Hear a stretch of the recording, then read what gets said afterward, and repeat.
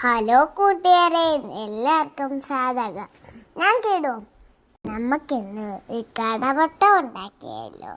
അത് സിമ്പിളാണ്. നമ്മളൊരു പാത്രം എടുത്തിട്ട് അവിടെ വെക്കുക. ഇച്ചിരി മഞ്ഞപ്പൊടി ഇടുക, മുളക് പൊടി ഇടുക,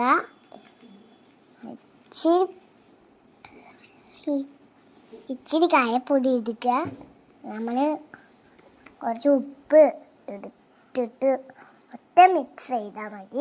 ചട്ടി സ്റ്റൗവിൽ ഇട്ട് നെയ്യ് ഒഴിച്ച് നമ്മൾ സബോള ഇട്ട് മിക്സ് ചെയ്ത സാധനം അങ്ങോട്ട് ഇട്ട് ഇളക്കി നമ്മുടെ കാടമുട്ട അങ്ങോട്ട് ഇട്ട് കൊടുക്കുക.